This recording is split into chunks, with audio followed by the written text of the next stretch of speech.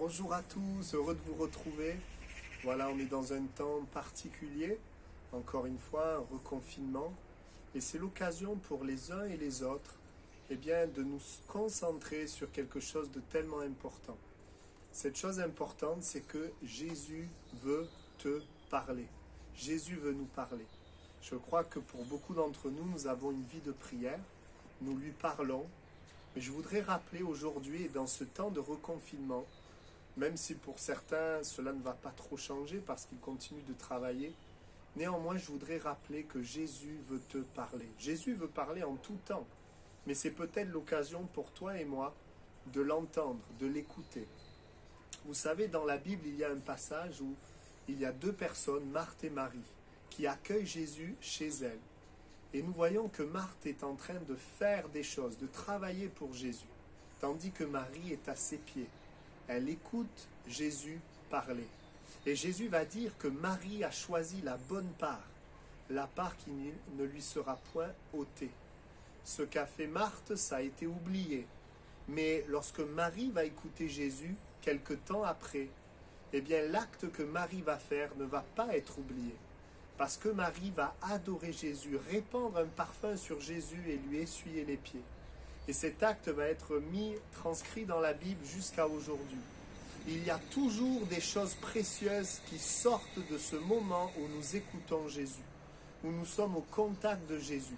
Et je crois que Jésus veut te parler sur ta famille. Jésus veut te parler sur peut-être des choses qui ont besoin de changer. Jésus veut te faire du bien aussi. Il veut agir à l'intérieur de toi, mettre sa paix, mettre son amour.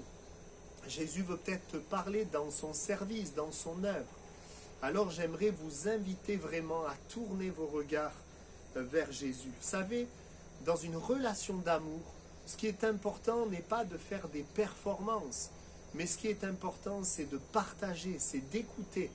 Et Jésus désire nous parler comme il désire nous écouter. Alors ensemble, je vous invite, moi, vous et moi, à pouvoir l'entendre, l'écouter. Vous savez, quand Jésus est mort sur la croix, il est mort afin que l'Esprit de Dieu habite en nous et que nous puissions par la foi percevoir la voix de Dieu. C'est pour ça que nous voyons dans la Bible que l'Esprit de Dieu parlait et agissait. Il donnait des directions, acte 16:6. Il donnait de la force dans le cœur, acte 4:31. Il donnait de la sagesse, savoir comment faire, acte 6:3. Il permettait des œuvres, des actes que Dieu avait préparés, acte 13:2. Il corrigeait aussi des choses, acte 10. Il donnait aussi la joie, l'amour et la paix, acte 13:52, Romains 5:5, Romains 15:13. Il nous renouvelle également. Peut-être que tu as besoin d'être renouvelé, Tite 3:5. Et il donne la puissance, 1 Thessaloniciens 1:5. Et je crois que de ce contact avec Jésus, il va y avoir la vie qui va venir en nous.